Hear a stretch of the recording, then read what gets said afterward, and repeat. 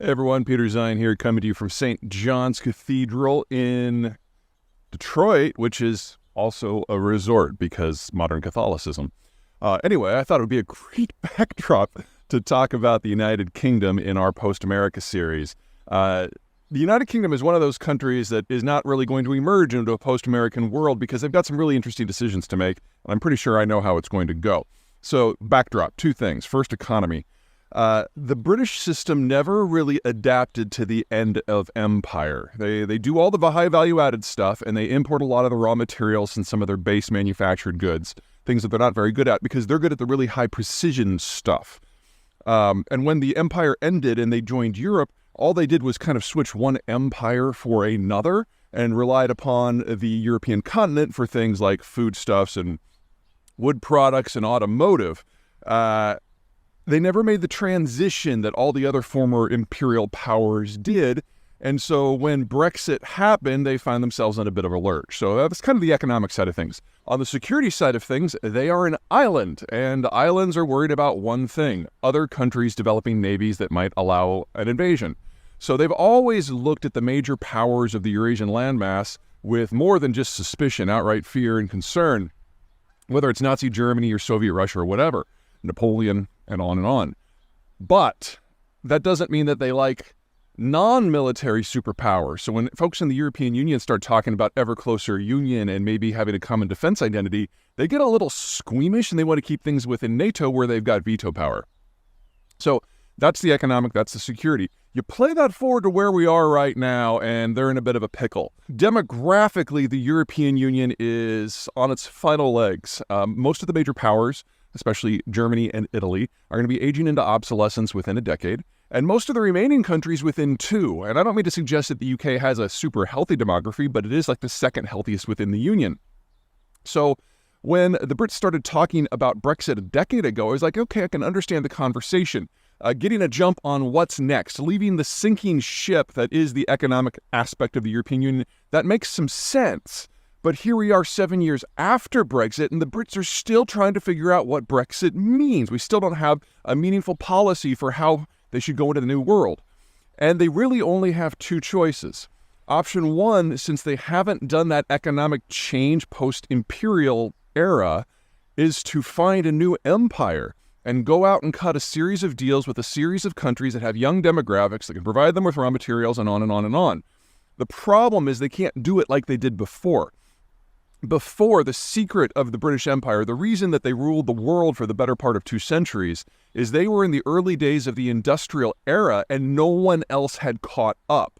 So they were able to use the order of magnitude greater economic intensity of early industrialization and the 3 orders of magnitude better power projection of military technologies to dominate wherever they went with a very small number of people.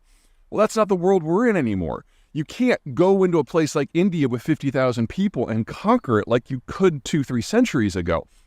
Not to mention that the Indians wouldn't let it happen.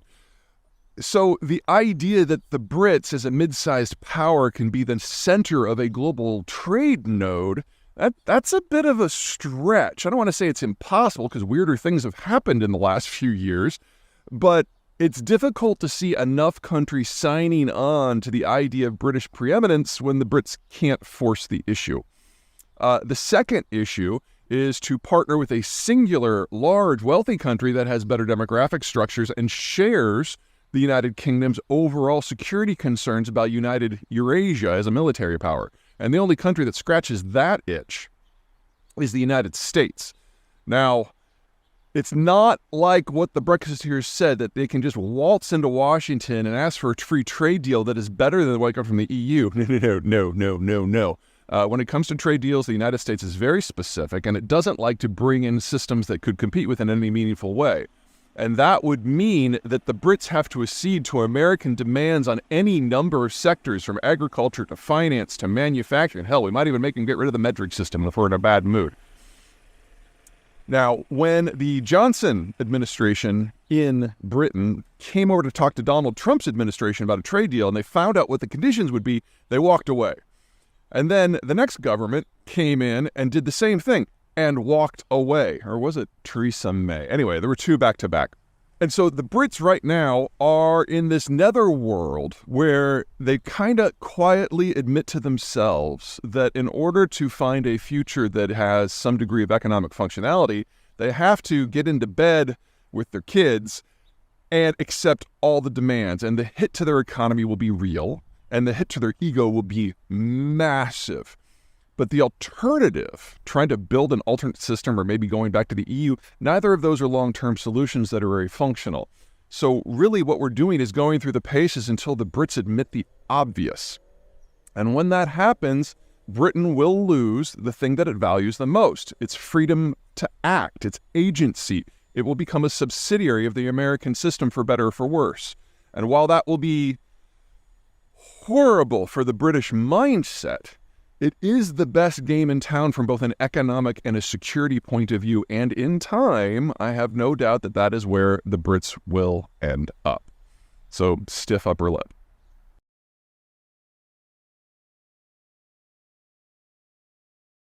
Everyone, Peter Zeihan here, coming to you from Doubtful Sound, and in this next in our series of regional geopolitics in a post-American world, I want to talk about Northern Europe, specifically the Scandinavian region. Now, this is an area that has been fractured by history. You've got islands, you've got peninsulas, you've got de facto city-states. But while they have been powerful in the past, they've kind of been sleeping for the last 300 years. And during the Cold War and the post-Cold War era, it's been fractured into a number of different governments. But I think the best way to think about this is not so much a collection of countries, but a family of Vikings who are getting to know each other again. The original Vikings were the Danes and the Swedes, who basically went off, raided and pillaged and founded little trading depots everywhere that they went. And some of those depots eventually rose to become significant countries in themselves. Think of Riga in Latvia, or Oslo in Norway, or Reykjavik in Iceland. But by the time we get to the modern era, they had been broken into different spheres of influence. In the post-Cold War environment, however, especially now with the Ukraine war happening, we're seeing a changing of fortunes as these countries are rediscovering each other. And we're already in an environment where a lot of them are consider themselves so familial that they already have a lot of joint embassies around the world. But if there's one thing they're all concerned about, it's Russia. Denmark is the last country approaching the Baltic Sea, so that if the Russians ever make a bid to get into the open ocean, they go by them.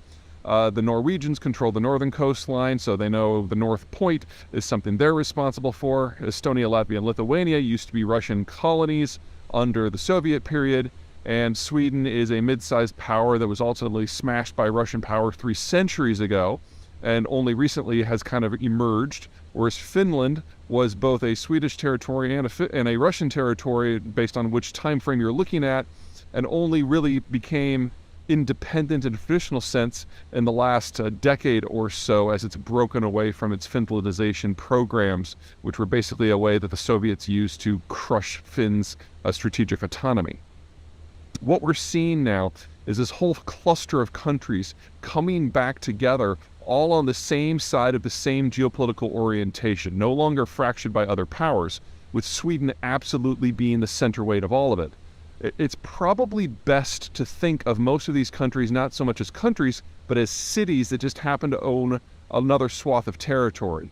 So in the case of, say, Riga or Copenhagen or Oslo, over half, in fact, almost 3/4 of the population is in that one city, and the rest of the territory just kind of hangs on. Sweden is the exception. I mean, yes, Stockholm is by far the largest, but it actually has a populated zone in the south that is agricultural. There are a number of cities going up and down the Baltic Sea coast. And so it is arguably as powerful, if not more powerful, than all of the others put together.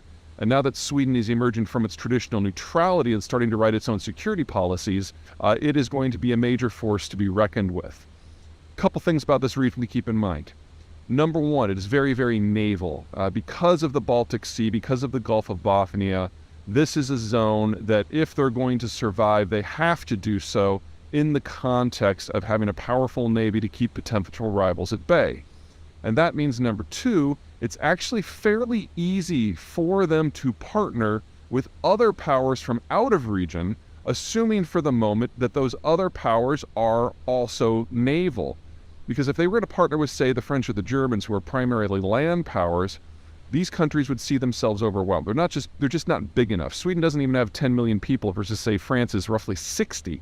The whole region put together can't add up to a France, much less a Germany. But if you bring in the United Kingdom, you've got a very different sort of power dynamic. The United Kingdom, like the Swedes, like the Danes, like the Estonians, really doesn't want to see a single large mega power emerge in the Eurasian or the European space, because that would be a threat to their naval independence. And so the Brits have always gotten along spectacularly with all of the Scandinavians, and now that the Swedes and the Finns are ditching neutrality, the partnership between London and these places is very strong. To a lesser degree, the United States is in the same place. Now, the United States overall is looking to slim down its security commitments moving forward, but it doesn't take a lot of cooperation between the Americans and, say, the Finns and the Swedes and the Norwegians in order to achieve some outside outcomes, because all of the Scandinavians just want to maintain independence, which means they're always going to be, to a degree, hostile to anything that happens in Moscow and, to a lesser degree, continental Europe. That means for a very small price, the United States can really achieve some outsized outcomes working through some very capable partners. So we should start to think of the relationship between the Americans and the Baltics and the Norwegians and the Scandinavians, however you want to define the cluster, as very similar to the American relationship with Australia. A powerful, creative ally that punches above its weight, that's going to do its own thing for its own reason, but which dovetails with American power moving forward. All right, that's it for me. Catch you guys next time.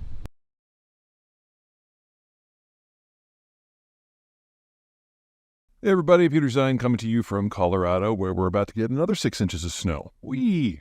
A lot of you have written in about the Biden administration's decision to put an operational pause pending further review on liquefied natural gas exports. There are a lot of people talking a lot of things on all sides. On the energy industry side, they're saying that this is a breach of proper protocol, and it's going to really inhibit future investments across the sector. And on the environmentalist side, they're talking about how this is the end of that sector altogether, and they're dancing and singing Kumbaya. Everybody's wrong. Let me kind of lay out what this stuff is. So natural gas is normally transported by pipe because it's difficult to move, it's difficult to store, it's difficult to produce. And so you'll have a pipe network like in North America that is separate from the pipe network in Europe, which is separate from the pipe network in China. Those are the three big ones. You got some smaller ones around the world. They don't connect, or they can't connect. And so if you want to link these together, what you need to do is have a facility on a coast that will chill the stuff down to something like negative 300 degrees or so. And then it's a liquid, and then you put it into a specially designed tanker that can handle these cryogenic fluids. And then you transport it across the ocean to another facility where it unloads and is regasified and then put into the new system. Now, we've been doing this for a few decades, but it's only in the last 15 years that it's really started to become big. And the primary reason for that is the environmental movement, because natural gas, if it's properly burned in an appropriate facility, a combined cycle natural gas plant, generates about half of the CO2 emissions of, say, a coal plant. Also, you can spin up a natural gas facility in just a few minutes, as opposed to a coal facility, which can take hours to even days. And so if you want to pair it with, say, wind and solar, it's the perfect complement fuel, because when the sun goes down or when the wind stops, you can just turn this thing on. And so if you want to get the full capacity from your wind and your solars, you really have to have a conventional system that's dispatchable like natural gas. Now, the United States currently has enough capacity, nameplate capacity, to chill and ship about 13 billion cubic feet of this stuff per day, which makes it the largest exporter in the world already. And under construction are facilities that would allow another 12 BCF per day, which, if you remove the United States' existing capacity from that, that's again the world's largest. And then there's already been stuff permitted for another 16 billion cubic feet per day. So, you add those three together and, where we are right now, that's enough to supply all of Japan. If we bring all of these online, that's almost enough to supply all of Europe. And the Biden freeze doesn't touch any of that. It is a pause of the review process for new facilities. Now, if the United States were to bring these all online, so 13 today, 12 in the few years, and down the road, maybe another 16. You're talking, what, 40? Yeah, it's more than 40 BCF. And that would be roughly 1/4 to 1/3 of total U.S. consumption of natural gas. If we did get the number that high, we'd have a lot more price linkage between the U.S. market and everywhere else. Remember, natural gas is pretty much sequestered, and LNG has traditionally just kind of played at the margins. But if we had this kind of volume, then Americans would start to be exposed to global natural gas prices. If that were to happen, instead of this $2 to $5 range that we've kind of become used to and is probably going to be our norm for the next few decades, we'd probably see prices regularly going above 15 or 20 as we have international price shocks because of things like, the Ukraine war, or something blowing up in the Middle East. When you only have about 10% exposure, or in our cases a little bit, 10%? Yeah, we got about 10% exposure. The price swings are very muted. And so back in 2021, when the Ukraine war was hot and heavy and we thought we were going to lose all the Russian gas at the same time, the Europeans were dealing with natural gas prices that were well over 70 for a few months, and it was pretty ugly for their industrial stuff. Anyway, let's talk about what people are talking about with this. On the industry side, the idea that we're going to build out past 40 is kind of a stretch anyway, so the oil companies are just whinging because someone's telling them that they can't do anything right now.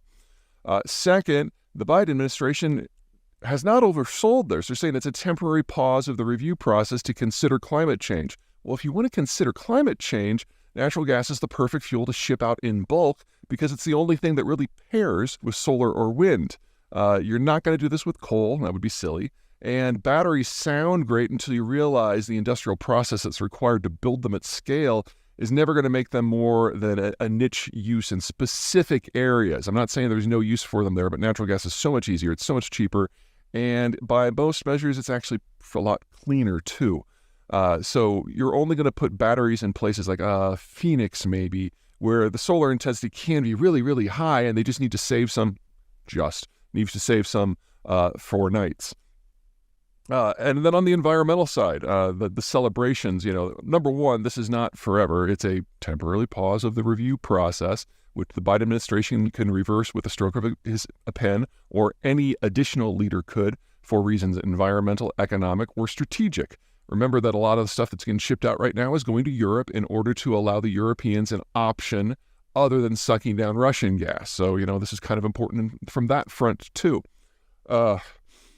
So everyone's kind of making a really big deal out of it, but I think the thing that is most hilarious is that the Biden administration has found a way, again, to satisfy the environmental activists without actually changing the system.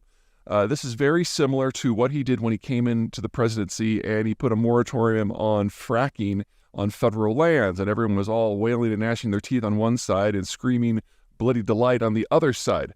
Well, people forget that 99% of all shale operations are on private land, and that is regulated by the state. So it was less than 1% of wells that were affected at all. But it made the environmentalists happy, and it pissed off the energy industry, but it didn't really change anything at all. And Biden is never going to be the preferred candidate of the energy industry, and he was able to placate some of his more hardcore supporters. He's now done that again. So it's a fairly savvy political move that actually moves the needle not at all, which, is one of the smarter things you can say about politics these days.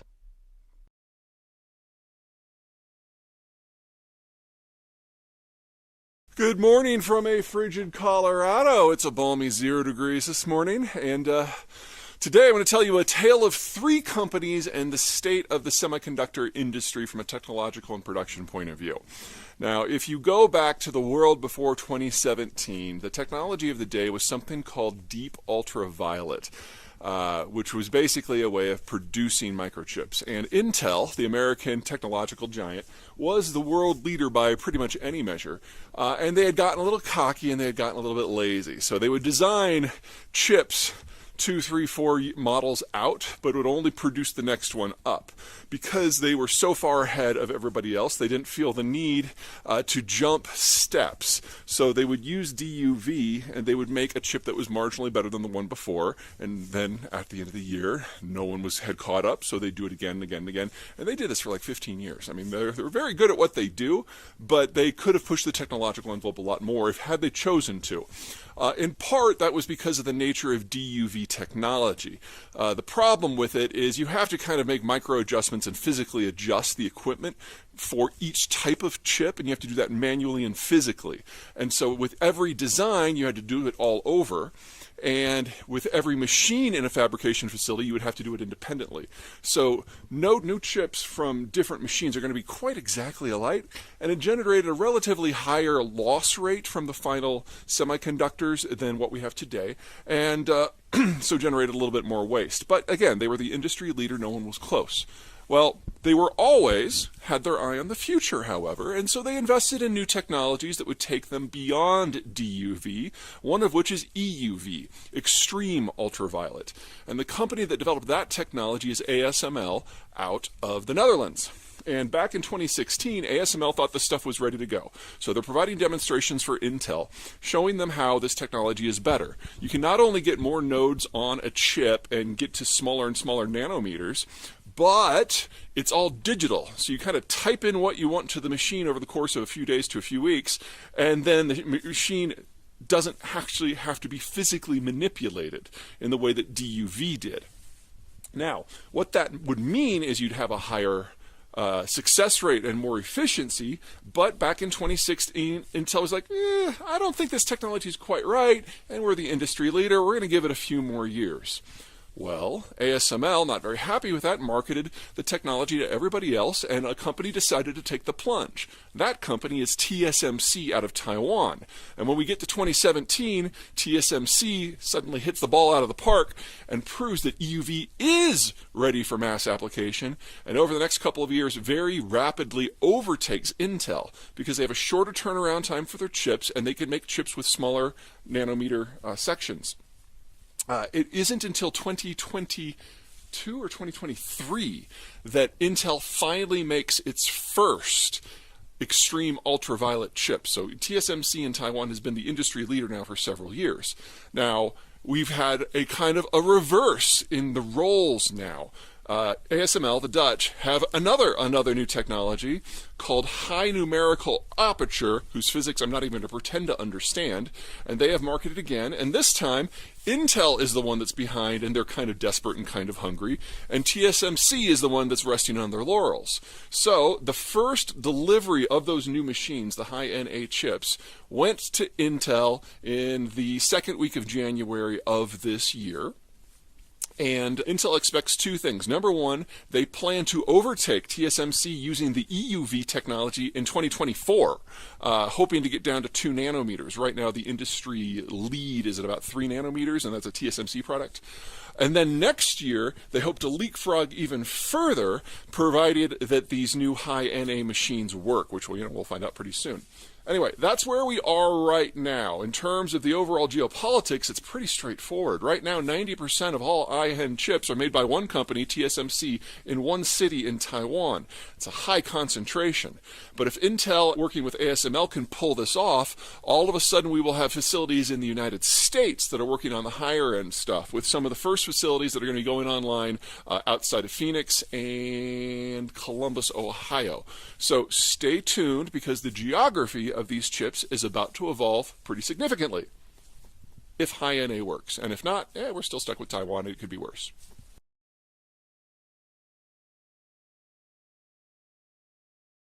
Hey everybody, Peter Zeihan here, coming to you from a chilly day in Delray Beach, Florida. Well, chilly for Florida. It's like 50. Today we're going to talk about what's going on in the world of maritime shipping and why we should be thankful that nothing's gone horribly wrong yet, and why we should count on that continuing. Just a quick recap of what's gone down in just the last couple of months. We've got Ukraine taking accurate potshots at Russian energy facilities on the Baltic Sea at a place called Ust-Luga, and on the Black Sea at a place called Tuapse. and they're gearing up for an overseas kit now. We've got a drought in Panama, which based on whose numbers you're using and whether you're going by value or tonnage has reduced the throughput of the Panama Canal by somewhere between 1/3 and 2/3.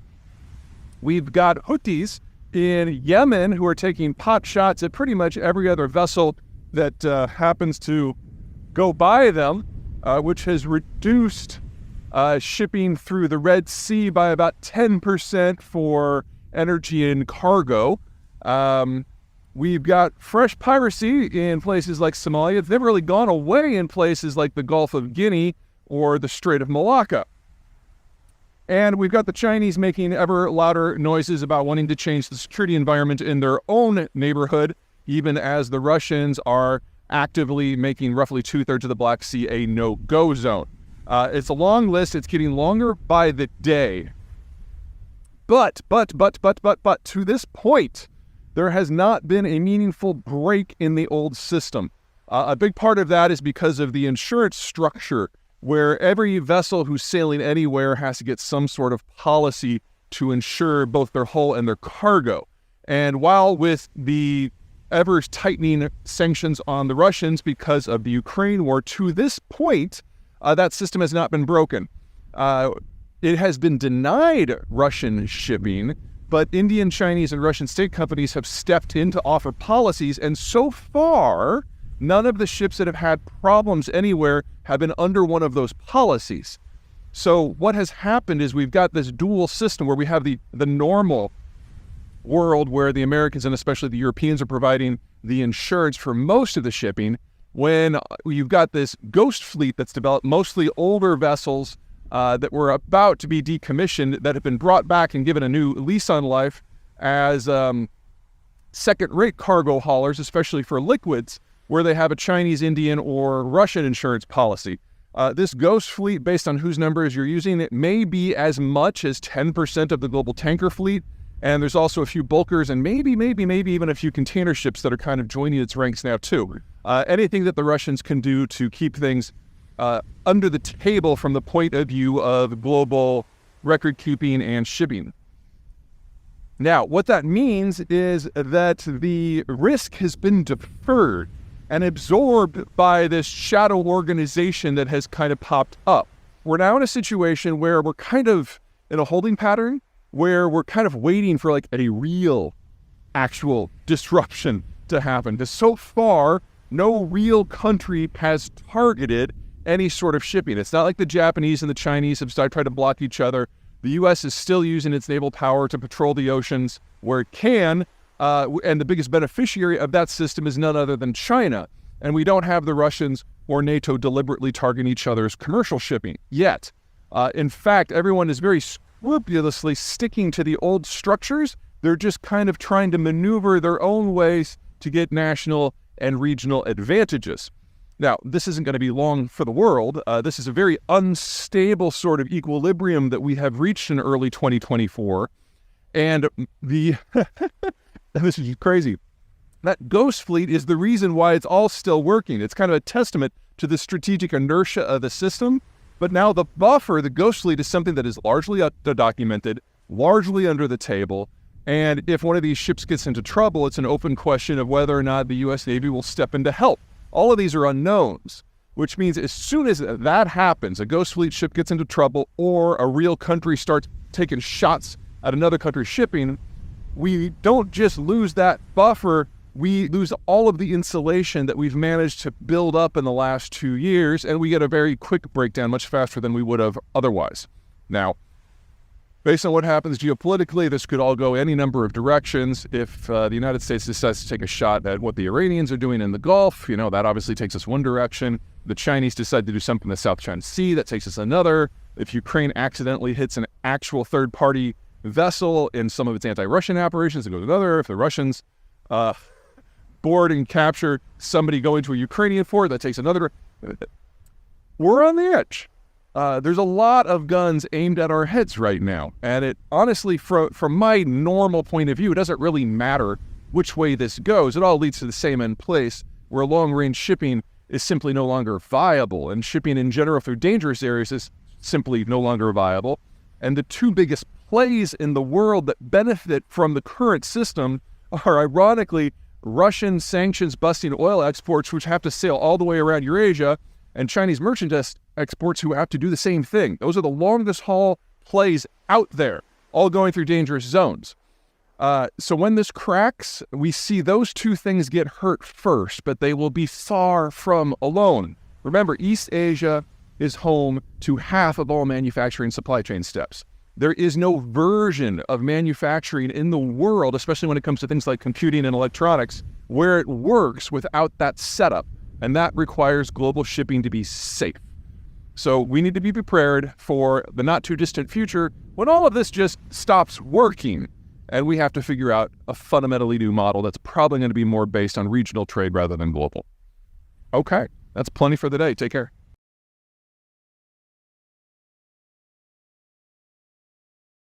Hey everybody, Peter Zeihan coming to you from Colorado. The big news over the weekend is that a Hong Kong court has ruled that China's largest property development group, Evergrande, is bankrupt and needs to be broken up. This is something that the Chinese government has spent a lot of effort on the last 2 years not happening because, well, let me give you a little backstory. So there's two big things that dominate the Chinese economy. The first is something I call hyper-financialization, the idea that the government both de facto confiscates the savings of the citizen population so it can only go into projects funded by Chinese state banks, as well as massively expanding the money supply to a tune of like almost triple what we have here in the United States in order to make sure that there is plenty of cash sloshing around in the system so that banks can loan anything in any amount at low terms to anyone at any time. Because if they can do that, they can expand, and hire. And people who have jobs don't go on long walks in large groups together. It's a public stability, political control approach to finance. It's not about profit. It's about throughput, because throughput requires a lot of bodies. Anyway, that's the goal.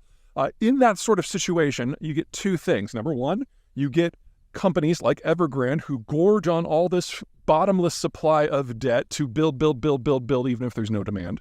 Second, you get a population who knows that their private savings is almost worthless because the Chinese government is forcing them to keep it in the state banks. And they want to put it into a hard asset that preferably the state can't control. And if they can't get their money out of the country, then the next best thing is a hard asset in the country, which typically is property. So you get people pooling their private savings in order to buy condos. And each condo is typically owned by a different consortium of private individuals, making untangling it. Also, you have somewhere probably in the vicinity of 1.5 billion units in the country that have never been lived in, never will be lived in. So you're talking about 100% overbuild conservatively. Some estimates say it's as high as 3 billion, which is just so far beyond stupid. Anyway, Evergrande going down means that their debts aren't going to be serviced anymore, and the physical assets they have are going to be parceled up, and foreign investors are going to be coming in and seeing what bits that they can get. None of these things are things that the Chinese Communist Party would normally allow to happen. So there's a couple ways that this can go. None of them are good. Option number one is we follow a Western-style bankruptcy and restitution program where this system is broken up and a lot of their assets are sold at pennies, maybe dimes on a dollar, and it just goes away. If that happens, we will have a very clear idea of just how much the oversupply in the market is, and you can count on private citizens being up in arms. Probably, the best estimate I've seen out of China is that 70% of total private savings is wrapped up in real estate, and most of these assets are worth no more than 10 cents on the dollar. So if you have a fire sale of the single largest player, which controls 1/6 of the market, holy shit, things are going to get real very, very, very quickly. Option number two is that the Chinese step in and abrogate the Hong Kong ruling.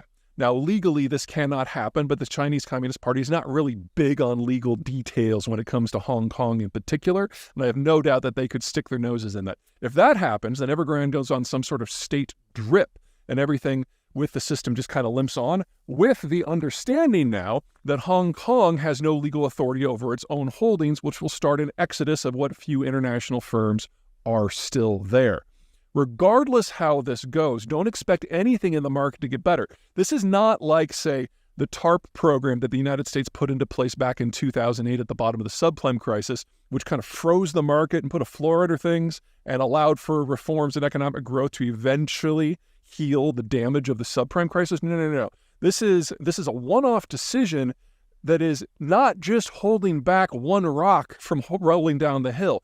Evergrande may be the biggest player in this market, but it is by far not the only one that has been doing stupid things like this, building condos that have no demand or running it like a Ponzi scheme.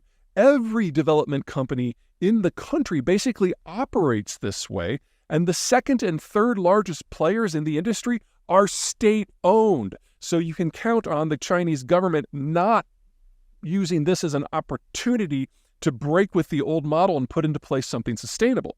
And even if all of a sudden this place were run by a bunch of Austrian economists, it's too late. Housing demand, legitimate housing demand for houses that people actually live in, is dominated by people aged 20 to 45, people who are starting out. Well, 45 years ago, the Chinese government instituted the one-child policy. You combine that with the most rapid urbanization program in human history, and there are no longer enough people under age 45 to do anything that is consumption-led, including home buying. So there is no path out of this that follows any pattern that we have established in a market environment, which leads us to political and social outcomes where the market economics are just atrocious and getting worse by the day, with a government that is becoming ever more nervous about the state of the economy and the loyalty of its population. I don't want to say anything overly dramatic as like this is where it all starts to fall apart, because we've had a lot of things like that go down in the last 18 months. But this cuts to the core of what enables the average citizen to actually support the government. And there's no way we move forward from this without a lot of side damage.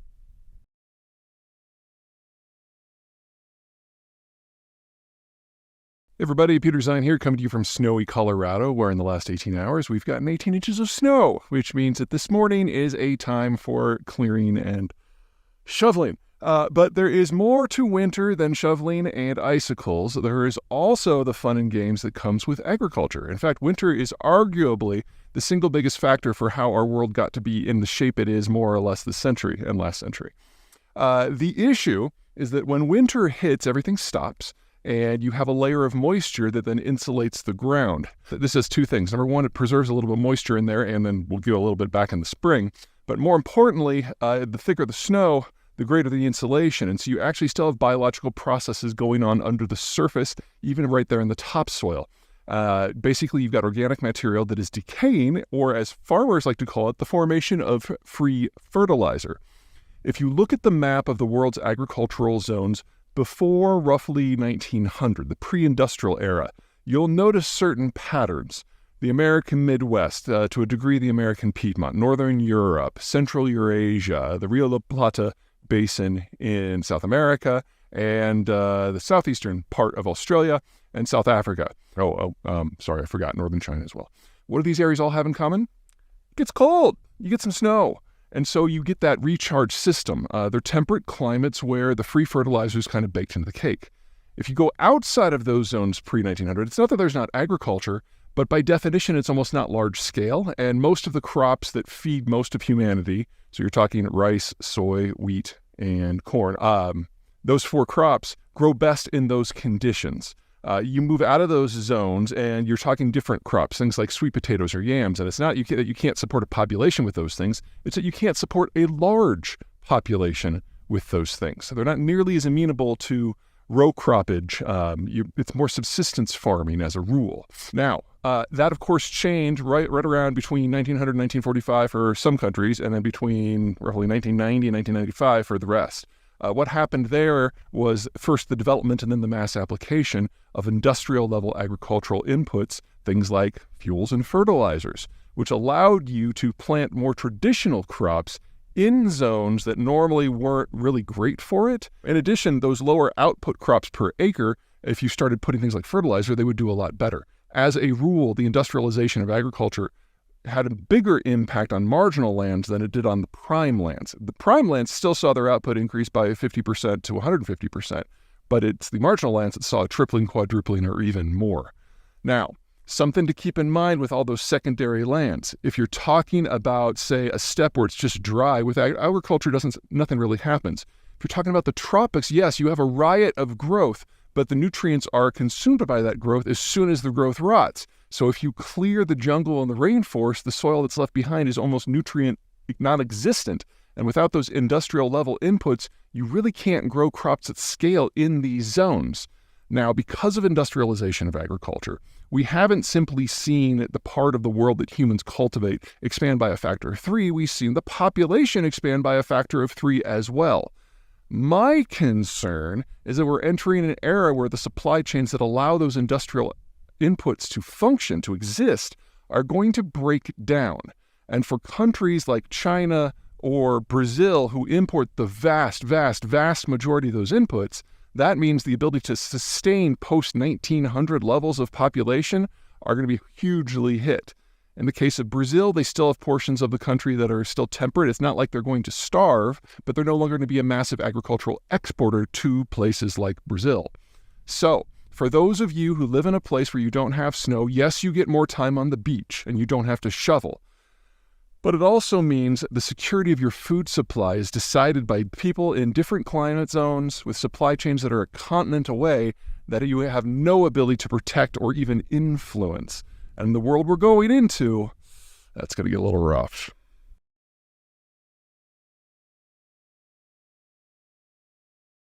Hey everybody, Peter Zeihan here, coming to you from Colorado. Now, I get a lot of flack for never having good news, so I figured, here's something fantastic that's happened over the holidays. There's an organization called Sunzia, which is a company that produces and transmits electricity, that has closed funding and started construction on what will be the largest green tech power generation system in the hemisphere, 3.5 gigawatts, which in electrical terms is huge. Why does this matter? A bunch of reasons. Number one, $11 billion is how much money they had to raise. Raising money these days is difficult because the baby boomers are majority retired. All of their capital and all their savings has been put into relatively static things like cash and T-bills. And so if you're trying to raise funding for anything, it's gotten a lot more expensive. In addition, unlike if you were to build, say, a natural gas power plant or anything that's fossil fuel-based, with those systems, fossil fuels, only about 1/5 the cost of your full life cycle cost for your facility has to be raised at the front end to pay for construction.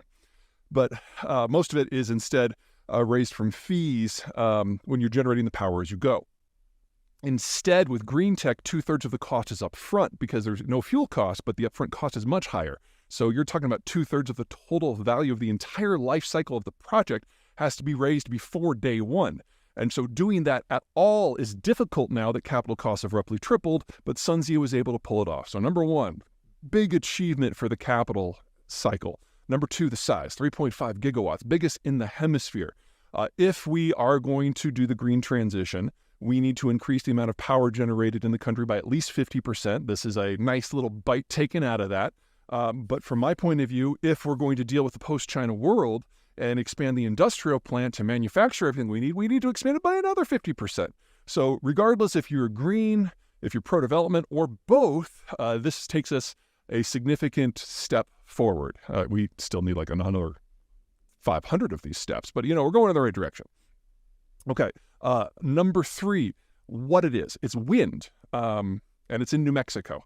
So wind, as a rule, is much more cost-effective than solar, in large part because every time the sun goes down, all those solar panels just become paperweights, whereas the wind blows at night. In addition, while we have had incremental improvements in the capacity of photovoltaic cells over the last 15 years, it's nothing compared to what has gone on with wind. It used to be that wind turbines were 100 feet tall. Well, this year we're going to have prototypes for ones that are 1,000 feet tall.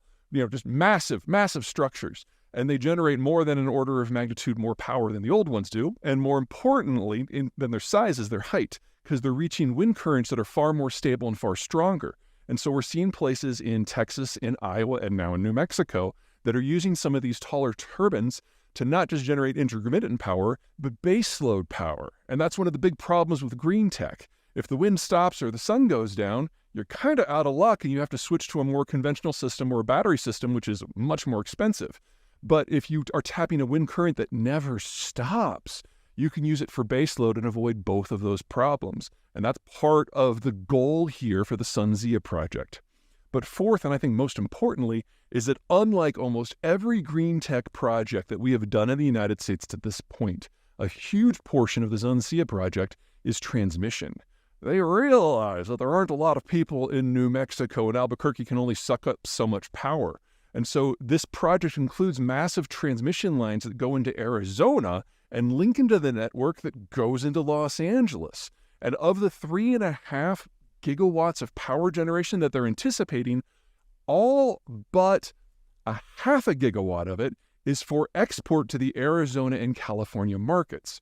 And the fact that this taps into the LA market is beyond awesome. I don't know how many of you have heard of California, but doing business there is almost impossible. Electricity demand is hardly encouraged, but in many ways, electricity generation is flat out illegal.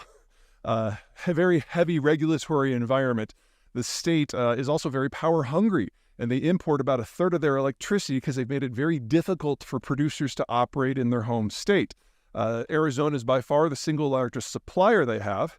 And every night when the sun goes down and all those panels that Californians built stop working, 10 gigawatts of fossil fuel power comes from Arizona across the border, flooding into the LA zone. The SunZia project will now be able to put roughly 3 gigawatts of power into that network. It doesn't solve it at a stroke, but it's a much more sustainable program from an environmental point of view than anything that we have right now. So, great step forward. One of the big things that we forget about in the wind and solar is not just the intermittency. It's just that not every place is sunny and not every place is windy, and most people don't live in those locations. So our best wind locations are the Great Plains, from eastern Montana, North Dakota, going down to the panhandle of Texas and West Texas. Our best solar zone is from Southern California going into West Texas as well.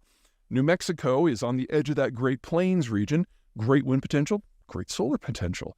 But there aren't a lot of people in that entire area. You got to wire it somewhere. And this is one of those projects that has managed to work out the details of crossing state boundaries, 2 of them, and getting power to where people actually live in Phoenix and Los Angeles. So we need many, many, many, many, many, many, many, many, many more of these for this to go. But the fact that we have our first really big one that's already started construction, first power is expected in 2026, it's a great start.